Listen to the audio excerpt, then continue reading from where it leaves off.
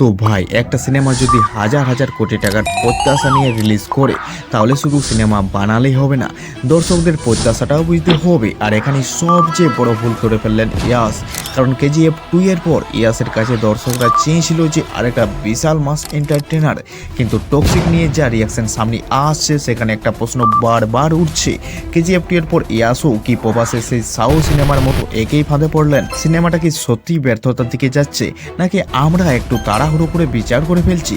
তো আজকের এই ভিডিওতে সেটাই জানবো, তাই প্রথম থেকে শেষ পর্যন্ত অবশ্যই দেখুন। তো ভাই প্রথমে একটু আলোচনা করি প্রবাসে নিয়ে।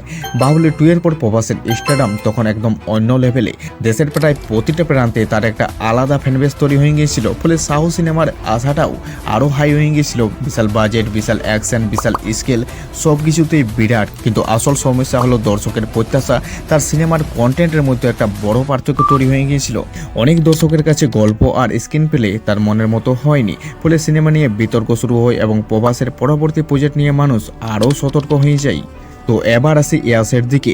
কেজিএফ 2 এর পর ইয়াস শুধু একজন কন্নড় অভিনেতা ছিলেন না, তিনি হয়ে উঠেছিলেন পুরো ভারতের একটা বড় প্যান ইন্ডিয়ান স্টার। আর সেই কারণে টক্সিক নিয়ে প্রত্যাশাটাও কিন্তু ভয়ঙ্কর বেশি ছিল। আর এবার আসি আসল কোথায়। টক্সিক নিয়ে যে এত নেগেটিভ রিয়াকশানগুলো সামনে আসছে তার পেছনে একটা বড় কারণ আছে, সেটা হচ্ছে এক্সপেকটেশন মিসম্যাচ। দর্শকরা কি আশা করেছিল কেজিএফ এর মতো একটা ভয়ঙ্কর ইয়াস, মাস ডায়লগ, বড় অ্যাকশন, থিয়েটার কাঁপানো মুহূর্ত, আর ইয়াসে সেই পুরনো রকিং স্টারের এনার্জি। কিন্তু টক্সিক সেই জায়গা থেকে বেরিয়ে গিয়ে অনেক বেশি ডার্ক, বোল্ড আর অ্যাকশন, ফলে দর্শকের সাথে তার কানেকশনটা সেভাবে জমলো না। কিন্তু এখানে সবচেয়ে বড় সমস্যা, সিনেমা খারাপ কিনা সেটা একটা প্রশ্ন, কিন্তু দর্শক যে সিনেমাটা দেখতে গিয়েছিল তারা যেটা আশা করছিল সেটাই পেয়েছে কিনা এটা আরও বেশি গুরুত্বপূর্ণ প্রশ্ন। আর এটা ইয়াসের সবচেয়ে বড় সুবিধা এবং সবচেয়ে বেশি চাপও, কারণ দর্শকের মাথায় ইয়াস মানেই এখন রকি ভাই, আর রকি ভাই মানেই বড় স্কেল, বড় অ্যাকশন, বড় ডায়লগ আর একটা দুর্দান্ত থিয়েট্রিক্যাল অভিজ্ঞতা। তাই টক্সিক যতবারই অন্য কিছু করার চেষ্টা করবে তুলনাটা কিন্তু কেজিএফ এর সঙ্গেই হবে। আর এখানেই হয়তো টক্সিকের জন্য সবচেয়ে বড় পরীক্ষা। ইয়াস যদি একেই কেজিএফ এর ফর্মুলা আবার ব্যবহার করতেন তাহলে মানুষ বলতো আবার সেই একই জিনিস। আবার নতুন কিছু করতে গেলেই মানুষ বলবে এটা তো কেজিএফ এর মতো হলোই না। মানে ইয়াসের সামনে এখন দুদিকেই চাপ, কিন্তু একটা জায়গায় আমাদের একটু থামতে হবে। টক্সিককে কি এখনই সাউথ সঙ্গে পুরোপুরি তুলনা করা ঠিক? আমার মতে পুরোপুরি না, কারণ দুটো সিনেমার গল্প, নির্মাতা, সময় এবং পরিস্থিতি সম্পূর্ণ আলাদা। শুধু একটা মিলেছে, দুটো সিনেমার ক্ষেত্রেই স্টারের আগের সাফল্য পরের সিনেমার উপর বিশাল হাইপ তৈরি করেছে। প্রভাসের ক্ষেত্রে সেটা ছিল বাহুবলী, আর ইয়াসের ক্ষেত্রে সেটা ছিল কেজিএফ 2।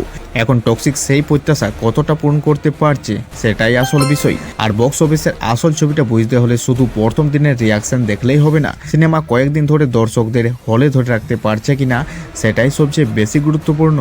তবে ইয়াসের জন্য একটা জিনিস অবশ্যই গুরুত্বপূর্ণ, কেজিএফ তাকে যে জায়গায় নিয়ে গেছে সেখান থেকে প্রতিটা নতুন সিনেমাই তার কাছে একটা বিশাল পরীক্ষার মতো।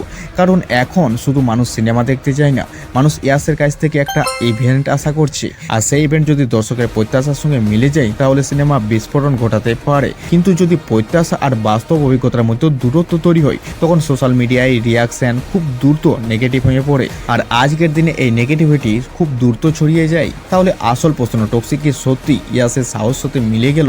আর আমার উত্তর, এখনই সেই সিদ্ধান্তে পৌঁছে যাওয়া একটু তাড়াহুড়ো হয়ে যাবে। কারণ একটা সিনেমার ভাগ্য শুধু সোশ্যাল মিডিয়ার কয়েকটা পোস্ট বা প্রথম দিনের রিয়াকশন দিয়ে ঠিক হয় না। তবে একটা বিষয় পরিষ্কার, কেজিএফ 2 এর পর ইয়াসের জন্য টক্সিকের প্রত্যাশা এতটাই বেশি ছিল যে সিনেমাটা প্রত্যাশা পূরণ করতে না পারলে বিতর্ক হওয়াটাই স্বাভাবিক। আর এখানে টক্সিকের সবচেয়ে বড় লড়াই কেজিএফ এর ছায়া থেকে বেরিয়ে নিজের একটা নতুন পরিচয় তৈরি করা। তাহলে এবার আপনারাই বলুন, টক্সিক কি সত্যি ইয়াসের একটা ভুল সিদ্ধান্ত, নাকি ইয়াস ইচ্ছে করে কেজিএফ এর বাইরে গিয়ে নতুন কিছু করার চেষ্টা করেছেন? আর আপনি যদি এই সিনেমাটা দেখে থাকেন তাহলে কমেন্ট আপনার হনেস্ট ওপিনিয়ন জানান। আর এই ভিডিওটি ভালো লাগলে অবশ্যই একটা লাইক করে চ্যানেলটিকে সাবস্ক্রাইব করে দিন। তাহলে চলুন দেখা হচ্ছে আবার পরবর্তী ভিডিওতেই।